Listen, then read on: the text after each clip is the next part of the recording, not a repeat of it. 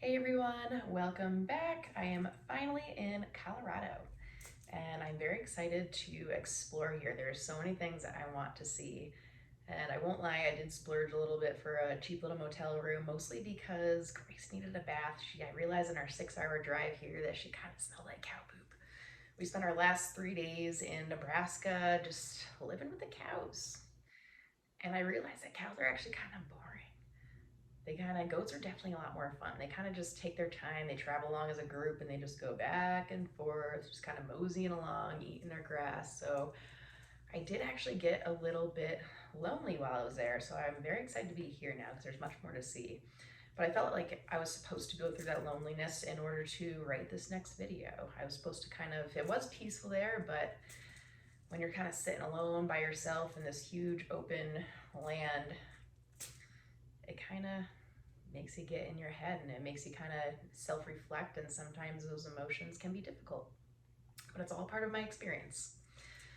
So I found it interesting that as I travel along on my journey, I have crossed paths with at least one person just about everywhere I have gone that has experienced that major death in their life.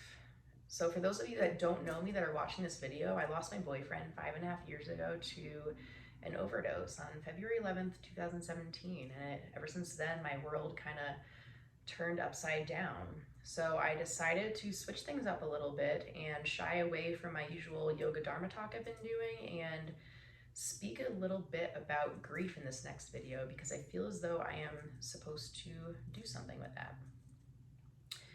One thing I've learned about myself, as well as most others that have gone through grief, is that we really like to talk about it. I realized I mentioned it in my last 3 videos and it didn't even hit me until the other day. Obviously not everybody, because everyone does deal with grief in their own way. But for the most part, most people that I've interacted with have really kind of enjoyed talking about it. Of course, in the beginning, when things are new and fresh and you're feeling more sensitive, it's normal to kind of take that time to be alone and just be in your head to kind of sort through all your emotions. But once you get past that stage, you find that talking about it with others is kind of healing in its own way. If anything, we make other people feel more uncomfortable by talking about it, especially those that have not gone through grief and have a harder time understanding it.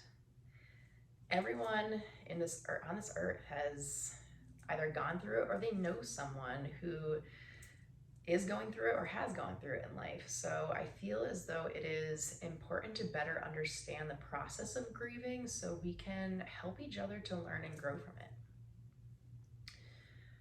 The mind and body almost kind of goes into shock mode at the beginning. Whether it was a slow, prolonged, expected death due to cancer or old age, or a sudden, unexpected death, you still need to take that time to kind of pull yourself back to reality and process the fact that this person is no longer with you. And most people become a completely different person after going through this grief. They start to see the world through a new pair of eyes. That lens you were once seeing the world as kind of becomes much bigger. And the rest of your life kind of starts to feel like a never-ending roller coaster of emotions. You never know when those grieving emotions are going to strike, no matter how long it has been.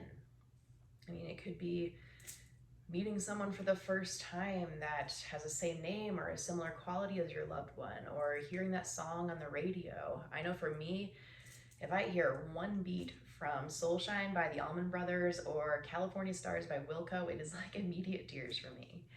Or it could be something small, like whenever I take a scoop of peanut butter and I mix it into my yogurt, I get a little choked up because John used to love to do that. Or if I'm out shopping, or if someone happens to buy, one of those Valentine's Day heart box chocolates, because John used to always buy those for me. And every time I opened it, he could not resist but steal some. So I would finish that first layer and go to the second, and it was always gone. I would just kind of look at him like, I know you did this. And he always had that face of guilt, and it just makes me laugh to this day.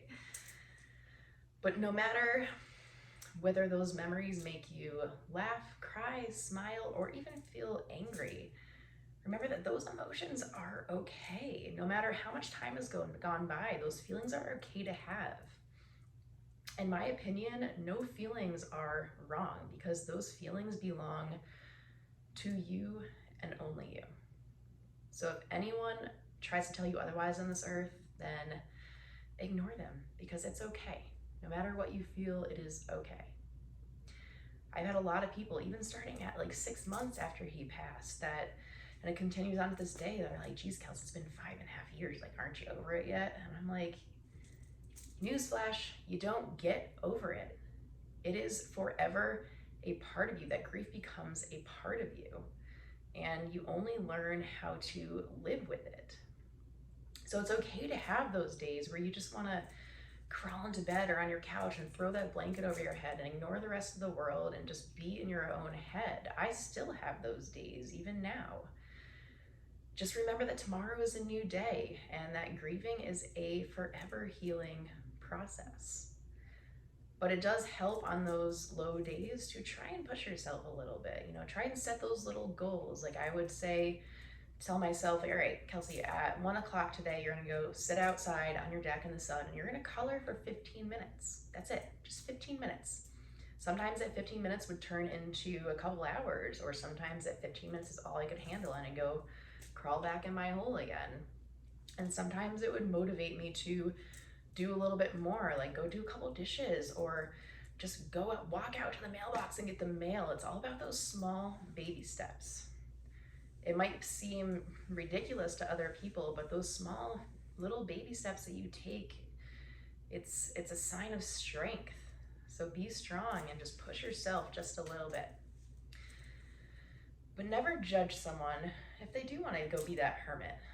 Because let me tell you another thing, it is just as unhealthy to act as that strong individual who just goes right back out into the world and lives their everyday life just as they always did, pretending as though that death never happened in their life, and they're just bottling up all of their emotions.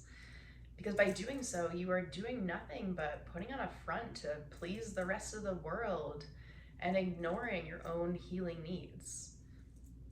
Those emotions are still going to be there, and they always have a way of coming out. I was very guilty of doing this myself. Whenever I let out that cry for help, whenever I just needed a friend, everyone just kind of shrugged me off and said, "You're so strong."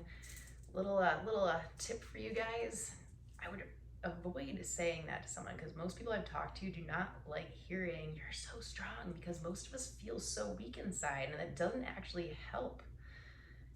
So I realized that nobody wants to be around that sad person. It's awkward. I've been in that situation at work where a patient of mine starts crying. I'm like, oh God, what do I do? Do I grab your back a little bit? Do I pat your head? I get it. It's awkward. But so people try to avoid it. So I tried to put on that mask and I went out into the world and tried to pretend as though I was fine when I was just crumbling inside. And before I knew it, my anxiety had skyrocketed because I was just shoving everything down. I was just holding everything in. And I spent at least a year, maybe even 2, it was quite some time, where I was going to see my doctor like every month, and I was constantly fighting with her because I didn't realize how severe anxiety symptoms could get. I had to wake up 3 hours before I went to work just to calm myself, because I had panic attacks every single morning. If I had 2 sips of coffee, I'd be shaking for hours. And it could be 0 degrees outside, but every day and all day, my heart would be pounding out of my chest. I was constantly sweating. I always had my right armpit especially. I don't know what that is. It's my anxiety armpit, I guess. And my hands would be shaking. I couldn't type. I couldn't write. It was so embarrassing when you're trapped in that room for 30 minutes with a patient and you're acting like this and you can't run away when that's all you want to do. So I was Googling everything, constantly diagnosing myself and going back to my doctor and being like, no, I have hyperthyroidism. No, the only logical explanation is that I am going through early onset menopause. And then I finally got to the point where I'm like, you're right, this is anxiety. And once I acknowledged those symptoms as anxiety is when they started to improve. And for that very same reason is why, this is my own personal opinion, but I just am not a fan of the whole pharmaceutical industry, because I just find that relying on medication is just another way of numbing your feelings and covering up all your emotions when you can't really ignore them. You need to acknowledge them so you can like process and deal and grow from them. So stop ignoring your emotions, just try to better understand them and just know that things will get better. We are almost kind of reborn again after going through this grief. You kind of have to relearn about who you were, who you are, and how to live again. And most of us don't go back to being that person that we once were. So who that new person becomes is really all up to you. Your new world is what you make it. So you can either choose to live the rest of your life dwelling, depressed, and in pain, or you can decide that you don't know what tomorrow is going to bring. So get out into the world and see what the world has to offer. Go get out in nature, because that can be so healing. Being out in nature really helps you to become more grounded. It really kind of just brings you back and makes you realize that you aren't so alone. Everything around you is alive, but who that new person becomes is all up to you. So it's your choice. You have to remember that your loved one does not want you to live the rest of your life in misery. They want you to go out and heal your soul. They want you to be happy. And they are not completely gone. Their physical body might be gone, but their soul forever is with you and all around you every single day. And they are sending you signs to let you know that they are here for you. But you have to open your eyes a little bit to see those signs. And sometimes those signs are subtle. You know, it could be the sun beaming on you just a little bit more, a little harder. It could be seeing those double digits on the clock. Or, you know, as I was driving into Colorado, the second I saw those mountains, I saw this sign that said Johnstown. I'm like, oh, that is a sign right there. But sometimes those signs are just for you. And you can't get frustrated when you try to show somebody and they can't see it. You know, I've totally sounded like a total nutcase in my past, like a complete crazy person to people, because I'm like, you see that one star up there? That's John. That's John right there.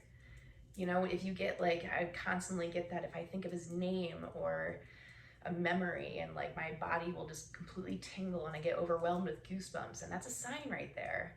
Or my favorite picture that I have on my phone, I had this really low day one time, and I decided to force myself to go out for a walk with my dog. I was back in my hometown of Deep River, Connecticut, and it was a total cloudy day. The whole sky was completely filled with clouds.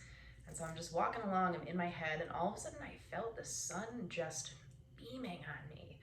And I looked up and I saw this perfect heart in the clouds and right where the sun was. So I snapped a picture of it, and every time I was having that low day, I would look at this picture. So soon I started to kind of zoom in. I'm trying to show people, I'm like, oh my gosh, do you see this bearded man in here that's like, whoo, and the light's coming out of his third eye, it's like making that heart, and they're looking at me like, I see a turtle, or I see a dog. And you know what? So I kind of ignore that. I'm like, I might sound crazy to people, but these signs are healing, and it's a sign of growth to actually see these signs. So it's okay to just keep it to yourself and just know that that sign is just for you. But like I said, those signs are so healing if you open your heart enough to actually see them. And it is difficult for those that have not been a victim to grief to really kind of try and understand what you're going through. So we can't forget that when you're grieving, the other loved ones that are here for you on earth are also grieving, because when you go through your grief, they also feel like they have lost a part of you. It's very hard to see someone that you love and care about that's struggling, and you can't do anything to fix it. You know, you can't reverse death. So it's hard for someone to watch that happen and watch you struggle with your emotions. And you also kind of realize who is real and who is not in your life. Because a lot of people just vanish, they disappear, like immediately. It's like right after that funeral, they are just gone. And so that is a time to kind of reflect, and those ones that are still there for you are your true people, and you can usually kind of count them on your one hand here. And the ones that disappear, they're not supposed to be in your life. And you might meet new people that come into your life. I met a lot of great new people that I met afterwards that became like family to me, that helped lift me up. They lifted my spirits. And those are the people that you want to hang on to. Because the ones that really care will always be there, no matter how crazy you act. So how do you deal with the grieving person? It is a difficult yet easy answer to this question, because you never know how you're going to wake up.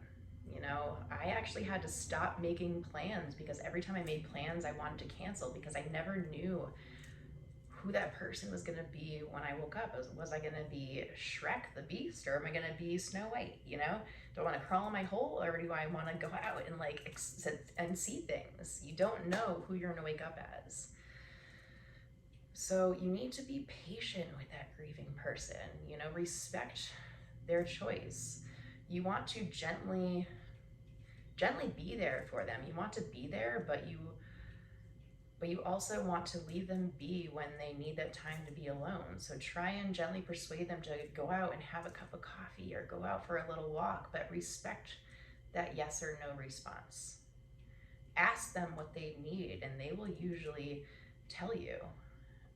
And I know that I just wanted to be treated like a normal person. You don't want to diminish the fact that this death happened, but it's also very hard when you try to put yourself out there and everyone's just treating you so differently. Like everywhere I went, it was so hard when people would kind of say hello to me, but had that sad face, like, how are you? Or they would just completely ignore you to try and avoid you because they were afraid of that awkward interaction, because a lot of people don't know what to do or what to say to you when you're going through this. So just talk to them as you would another person. Just say hello, how are you? Be there for them. Don't get, because when you give that sad face or you avoid someone, that makes you cry more. You just want to be treated like you treat everyone else. You don't want to be treated like you're this weird individual who you can't help this death happened in your life. It just happens. And you just want to kind of live your life, but you can't, because everyone else starts to look at you differently. And if you're not comfortable giving that hug or, having that physical interaction, then don't do it. Do what you feel comfortable with, because if you get that fake hug from someone else, you totally feel that pity hug, and it kind of just makes it feel worse inside. So you just do what you feel comfortable with, because most of the time your presence alone is healing. So on those low days that person's having that low day, just send them a text just to let them know that you're thinking of them and you care about them. If they say no to going out, this is something small that you can do to let them not feel so alone. And that it can really lift them. It can bring one little smile to them. Death sounds very dark, but there is also light that comes with that death. But it's up to you to find that light. So you can either, I'd still be that naive little girl living in my same old repetitive Truman Show life if I didn't go through that death that I did. And now I'm out traveling the world and getting myself out there and discovering what the world has to offer. And there's so many amazing, beautiful places out there. And the reason I got here is by following those signs that John was sending me. I know he was with me every day on this journey. I carry him with me in my little necklace. I have his ashes in here, and he's with me every single day, and he's helping to guide me through every single step. So feel those angel wings of your lost loved one that you miss so dearly, and let them help you and guide you and help you fly today and every day. Thank you for listening. I hope that helped. Namaste.